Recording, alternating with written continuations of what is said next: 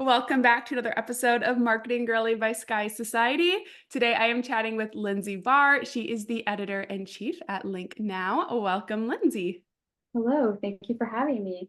Thank you so much for coming on. I'm super excited for your episode and to chat with you. Today we're going to talk all about content, SEO, leadership. We got a lot of fun stuff to get through. But before we jump into all of that, can you tell me a little bit about who you are and what you do? For sure. LinkNow is a marketing company based in Montreal, Quebec, Canada. I've been working there pretty much right out of my education. So I hold a bachelor's degree in political science and a master's degree in conflict studies. I was listening to some of your episodes a couple of weeks ago, and like Kate Shapiro, I made that Yes. unconventional leap into marketing from the political science world. I think my background as a researcher in school has really helped with the transition into a career that's both like really analytical and data driven. Okay, so let's start there really quick because I'm always intrigued when I talk to marketers that have a unorthodox background. And I feel like one of the beautiful things about marketing is you can come into it with any type of background. And so I was wondering if you could tell me a little bit about how you kind of decided that, okay, I'm going to study political science, you said conflict resolution? Is that what you said? Yeah, conflict studies. Okay, conflict studies, and then, okay, actually marketing or kind of SEO or content is going to be my career path. Yeah, honestly, it kind of came up as a surprise. I interviewed, I think, a week before my master's defense for a position in organic marketing.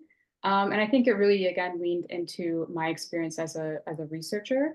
So I remember getting the job and being like, I just have to like run out real quick to like do my defense. I'll be like right back. Oh my And God. yeah, luckily I passed without like major revisions. So I was able to almost like start a new chapter of my life right away.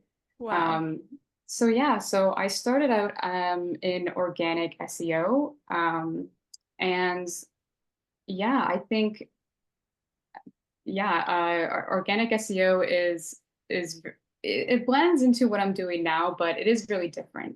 When I started as the SEO specialist, I was optimizing on clients' websites, trying to improve their search engine rankings by doing things like backlinks, guest posts. So the role was really data-driven decision making. Um, and then over time, I became more involved in the content creation and realized that this might be a little biased, but high quality, relevant content is the backbone of a successful SEO long-term strategy. So that passion led me to take on more responsibilities in content creation. And then I eventually became an editor and then climbed up to editor-in-chief. Okay, I love it. So we're gonna get to kind of where you are now in a little bit, but I want to stop here on this SEO piece. I actually have not brought on a lot of women in SEO. I think actually you're my first marketing girly in Canada that I've Oh, had on great. the podcast too. But I also SEO, I feel like personally I love like SEO is where I started my marketing career. I started with basic like blog writing. And we, as I said, we have a marketing accelerator, and a lot of girls that join think they want to go into like social and influencer marketing. But then it's so funny because every single class, the most popular module is the SEO module. Like everybody loves it. And I think everyone's so surprised how much they do like it. Like everyone thinks like social media is so flashy and influencers so flashy. And like that's kind of where their like eyes are at. But then they start doing SEO and it's like, wait, this is really fun. This is so cool. And yes, I want to start by saying I love it. I was wondering if you can kind of break down SEO a little bit. So for those who are a little bit newer in the industry and may not know like a ton about SEO, how would you kind of define it and like the basic responsibilities in an SEO specialist role? Well, great question. So SEO stands for search engine optimization. And the whole process overall is to holistically create backlinks and authority in your website to rank well on SERPs, so search engine results pages like Google. There's also Bing, but Google is the big one. And I came to it I was actually quite surprised. There was a lot more to it than I thought, than just a website being on Google. I thought, I'm just going to search the words that I want and Google will find the exact page that I want based on the keywords. But it is so much more than that. It's really about trying to show Google and the audience that, hey, we are the best at what we do in our field. This is we're an authority in our field, and you should come to us. And that is probably the ethos of SEO. Yes, and like you mentioned before, it's getting backlinks, and it's so much more than just optimizing your website for keywords. And I think what's also really exciting about SEO is that it happens more places than just Google search. Right now on TikTok, we're starting to see like TikTok search becoming a thing. And we interact with search engines all the time. And so, yes, when we like say SEO, you're right, we think Google, that's like the first thing that comes to mind. However, it has so many applications and works differently on like so many different search engines. So it's definitely a fun place. I think it's a good blend of analytics and creativity. Would you agree? Yes. Yes. I feel like you get to have fun because you get to like write and you also get to be creative, but there's also a lot of analytic component that comes with trying to rank on search. Because if you think of like, when you search a term, phone case, for example, there's like a billion potential responses. Like, how does Google know what to show you on that first page? And so essentially that's what SEO is trying to rank for what people are searching. Exactly. So you start your career here within SEO. And then I know from there your career started to advance, and now you're at an editor-in-chief position. Can you also break down what the title editor-in-chief entails? For sure. So now I manage the entire content department at LinkNow. So everyone who writes anything on your website is crafted by our department. We have a different social media department, but our department runs the social media for LinkNow. It can be anything from a blog to some custom content. We don't do any policy or what's the word I'm thinking for, like copyright stuff on websites. We don't do any of that, but pretty much anything else we can do. And I work with freelancers to try and make sure we have like all of our briefs filled. And then, yeah, we also take on some other projects, which hopefully I can get into a little bit later. Yes. So, but your title specifically, so like, what does it mean to be editor-in-chief? Okay. You're essentially the manager of content creation, and also I suppose, public relations of a company and how what you write and create represents, the brand's identity. And yeah, I think that's probably the best way I could describe it. Okay, so instead of kind of being the one like in the nitty-gritty SEO role, creating all the contents of now, you're kind of overseeing all of the creation and strategy. Exactly. And sometimes I miss a bit of like being able to be creative because I'm making Yes. sure everyone else is kind of like in their lane, but there's still elements of creativity that I yearn for. And when I actually get the chance to do it, it's excellent. It's fun work. I love that. Okay, so you are able to now have this like really incredible position in leadership. Are there any challenges you had to overcome being able to kind of grow from a specialist role and then moving all the way up to an editor-in-chief position? Yeah, so I think the biggest challenge was transitioning from a highly technical role in SEO to one that's more creative and leadership focused. I had to learn new skills in content strategy development, but also had to stay up to date with SEO, which is always evolving. So just trying to balance creativity with SEO metrics was one of the hardest challenges that I had to overcome. And I overcame this by, kind of doing what we're doing here, seeking out advice from industry experts, participating in webinars. I earned some niche certifications. I think HubSpot does an excellent job of providing those. Some of them are even free. But at the same time, I had to learn how to manage a team, which was a whole new thing. I've always been a leader. I was the captain of my high school soccer team. I was the student representative in the master's program. But this was different. This is like real life, you know? So I think I aspire to be a strong female voice, not just within LinkNow, but with the overall industry. And I wanted to lead with strength and grace. So I feel like that really powered me in the way that I lead today. I have a question for you there, but I want to backtrack just for a second because you mentioned certifications, and I always have girls ask me the best certifications to get. And I love that you recommended HubSpot. So for those of you interested in SEO, I think HubSpot, they have some amazing certifications, and SEMrush as well. I've been really impressed with their certification academy lately. And both of those websites they're all free certifications. And then HubSpot is highly reputable, and same with SEMrush. So this little detour for anyone listening looking to kind of grow in SEO, those are two great places to start, and they're both free resources. Going back to your leadership. So I think that a lot of once you start your career, like you mentioned, you get in the technical roles and you're an individual contributor. And like you mentioned, that changes a lot when you go into leadership. And you mentioned kind of wanting to have a strong female voice and kind of learning how to now balance the new responsibilities in your role. Is there anything that you would advise somebody who is potentially going through this now, or who maybe is an individual contributor, is at a specialist role, and is really trying to get more management, is trying to kind of maybe get promoted at their company? Is there anything you think that they can do to stand out or to kind of help that process go a little bit faster? That is a good question. I think I would go back to embracing continuous learning. But also, like, don't be afraid to step out of your comfort zone. I think SEO and content are fields that require both technical and creative thinking. So it's important to develop both skill sets. Don't hesitate to ask for opportunities to lead projects or to learn from others in the organization. And lastly, believe in your value. Don't shy away from advocating for yourself and really your career progression. Yeah, I love that. I think that's great advice.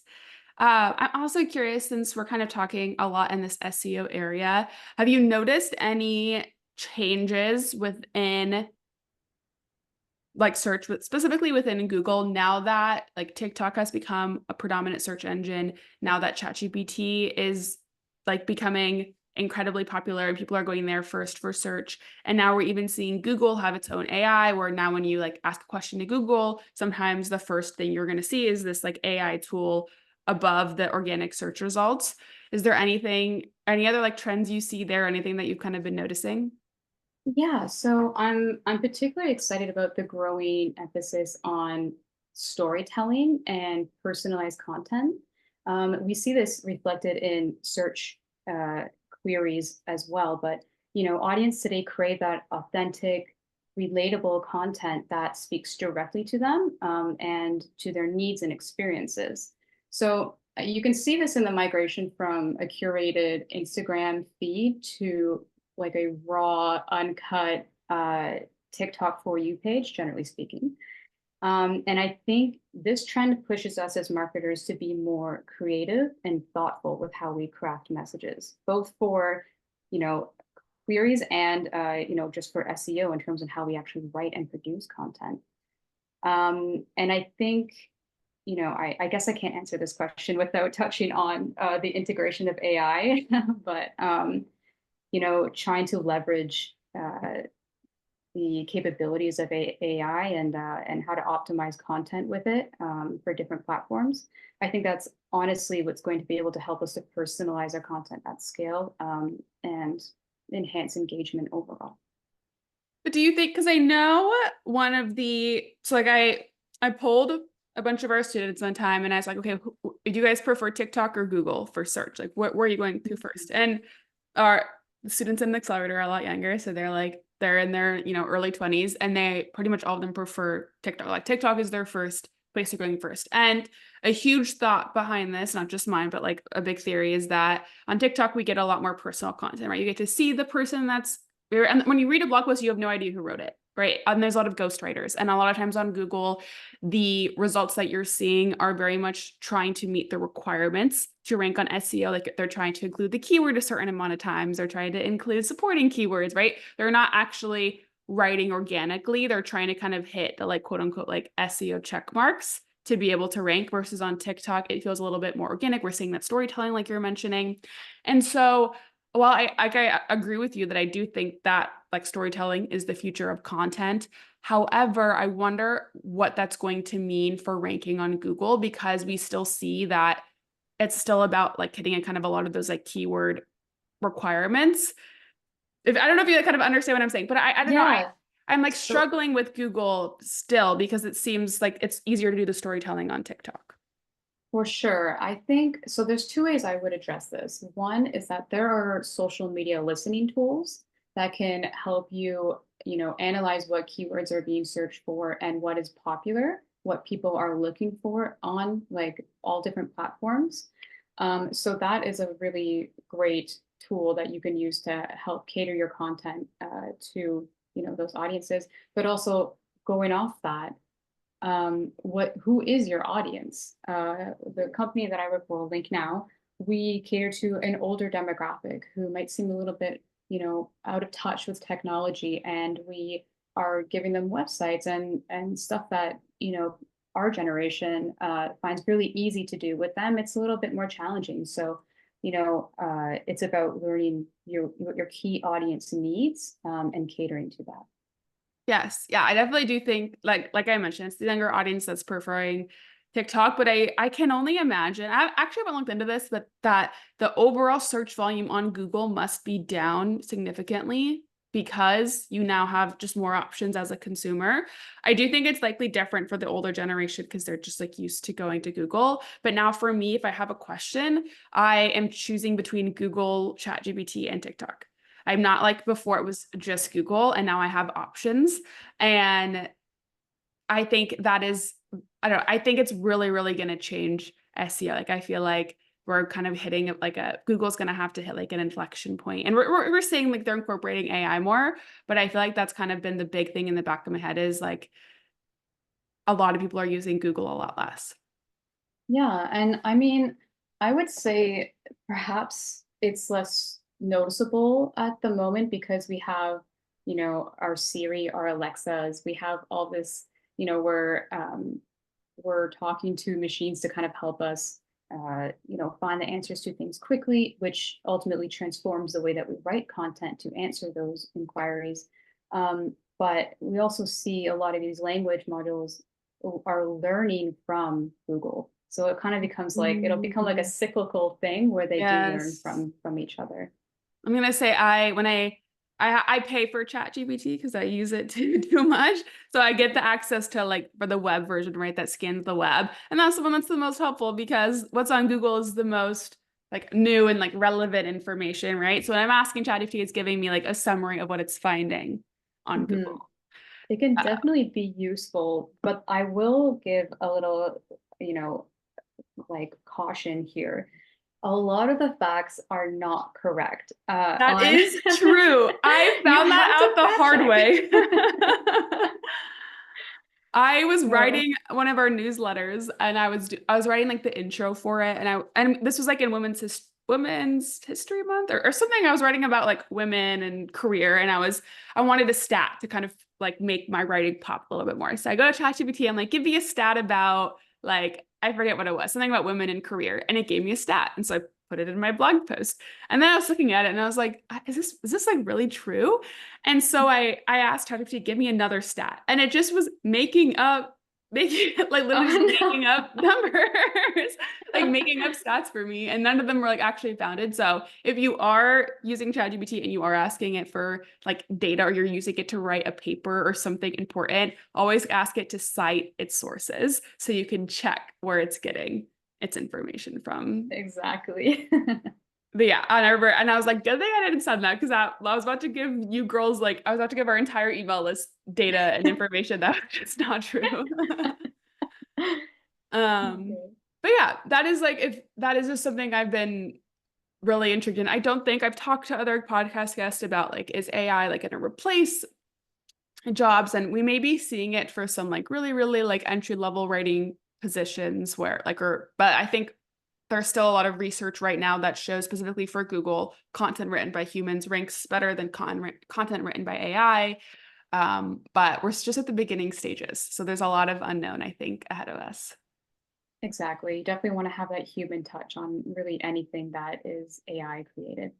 Yeah. But yeah, this is just like a fun area. I love talking about it. I loved using ChatGPT. And anytime I use it, I'm like, it's just for research. And I've been like loving like trying Google's. Do you know what their AI is called? Um, Gemini? is that okay? So that's what Or like no, we is that Bing? No, Gemini. no, Gemini is Google. Oh, Okay. actually, someone fact check us. I'm actually not sure, but they do have an AI now at the top. I'm starting to see it more when I search things. Um, but but yeah, why that does matter for people creating content in the SEO world is because if you're getting your answer from AI, you're not getting that click. And a lot of times when you're writing for SEO, you're trying to get page views. And so even though while ChatGPT may just be giving me a summary of what's on Google, those websites are no longer getting that traffic from me, and no longer getting that, you know, potential new customer. So that's why this Yeah. matters so much. But super interesting. I love like I think it'll be fun to listen back to the episodes where I ask about ChatGPT in like 5 years and see kind of See, where, yeah. yeah. See what we Um, were right about and what we were wrong about. yeah, I think so with Gemini, because I have a lot of experience working with a bunch of different ones just to test them out, see, which one I Yeah. like Perplexity, Gemini. Um, yeah, so the good thing about Gemini is that it gives you sources when you ask for information. Um, Okay. Okay. and I That's nice. remember, yeah, I think it's nice, but it's better than not having a link at all. But I was Yeah. wondering, like, and I don't know if this technology exists or if this is even, common practice right now, but how do I get my company to be the one that's linked in There that we go. response? Yes. That Forward is such a thinking. smart question. Yes. Yeah. I don't have the Uh, response. Yeah, it's because that is exactly kind of you mentioned that relationship, right? It's not like Google goes away once the AI, of Chat GPT or whatever, the AI becomes more common. It's that they work together. So yeah, it reminds me of like getting like a featured snippet or getting, Mhm. getting those like SERP features of like those are always huge wins. So I feel like there will be like a component to it, but you're already like ahead of the game thinking about that. Yeah. Okay, so can you tell me a little bit about kind of what you're working on at LinkNow? Is there anything that you are like most proud of or most excited that you've done while you're there? Yeah, so I'm going to use this opportunity as a shameless plug. We uh, we just published a book called The Ultimate Guide to Marketing Online. It Mm. is available on Amazon and Kindle and paperback. And I mean, this book is everything you could imagine. Honestly, it's a really comprehensive guide. It's well written. It's easy to, I think it's easy to read and to digest. But creating this book was an incredible journey, not only for Link Now, but also in my personal life, and career. I think, for instance, like the sheer volume of content needed to organize this book coherently was just astronomical. I don't even think my thesis for my master's was like this well done. It was yeah, it was similar to like managing a large scale SEO campaign. I'm gonna try to kind of make this analogy, but where like each piece of content needs to align with the overall strategy. But in this case, the strategy was like a narrative flow, which I know sounds very poetic. Um, but yeah, and honestly, the struggle of keeping the content accurate and informative while keeping the reader hooked was an uh, interesting challenge. And another one was just the technical aspects of publishing. I had never published anything before. Learning to, format the book, distribute it, market it. It was really rewarding. And yeah, so if you're looking to learn everything and anything about marketing online, I would definitely recommend taking a look at it. That sounds so fun. Like a fun little or a fun big project, I guess, to be able to work and Yeah. be able to publish a book. I can imagine that takes a ton of work, putting together a book. It's like one giant, never-ending blog post Yeah. that gets Yep. printed and is like definite because you can't edit it once it's printed. Right. Yeah. Amazing.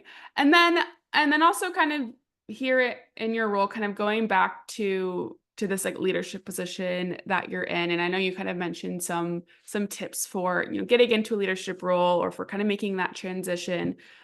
Is there any other advice that you have? Or I don't know if you have any like mentors in your life, or if you mentor to other people. I know I get a lot of questions about how to kind of leverage mentorship, especially when it comes to leadership.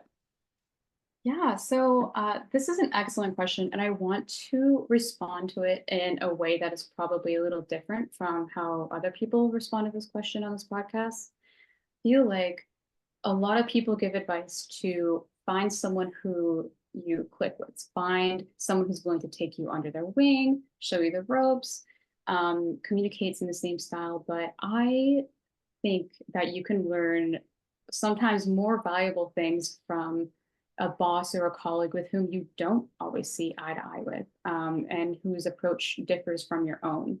Um, I feel this isn't a reflection of the way my company responds to this. It's just an internal fear of mine. But as a female leader, it feels like, you know, you're constantly under a microscope where every decision is scrutinized, and maybe where like the stakes of a misstep seem particularly high, especially to your reputation. So I know myself, I'm always thinking about what ifs with everything that I do. But working with other people who take a different approach, who jump into decisions, who act quickly, can be really enlightening. And there's something admirable about a willingness to take risks and to have the confidence to navigate the unknown. That is like really refreshing. And I think my best advice is just learning how to balance different approaches will make you a more adaptable and effective leader. I love that. I feel like adaptability is a very, very important skill to have, especially in leadership and later on in your career, because I like going back to like being an individual contributor versus in a leadership role. When you're an individual contributor, you have like a set of things you're supposed to do. It's like very simple, do this thing and like that's great. But then when you become a leader, I imagine there's things that go wrong all the time. And you're always having to adapt the situation in a new way. And there's never like someone telling you this is the right way to do each thing. You're kind of having to figure that out on your own as you go and make decisions on the spot. So yeah, I love that. I think adaptability is an incredible skill to focus on. Yeah, and I think so. I think that that's my best advice for like mentorship in terms of leadership. If you're already at a level where you run like a whole team, um, I guess the biggest piece of advice I would give is I see I'm easy because we're a fully remote company, so we have pause before we can respond to things. So we're really mindful with how we respond to each other. But I will sometimes have a colleague want to change something, and it's a very busy day, and I haven't had my coffee yet, or I skipped Oh lunch. no, I not didn't before the sleep well. coffee. Yeah. So it's honestly just taking pause and being open to learning a different approach, and just being reflexive is honestly like the best quality of a leader. And I think ultimately you'll get the better results from your team by doing that. Yeah, I love that. Well, Lindsey, this has been such a fun conversation. Thank you so much for kind of walking us through your career journey and your like tips and advice and insights on SEO. Yeah, thank you so much for coming on the podcast. Yeah, thank you so much.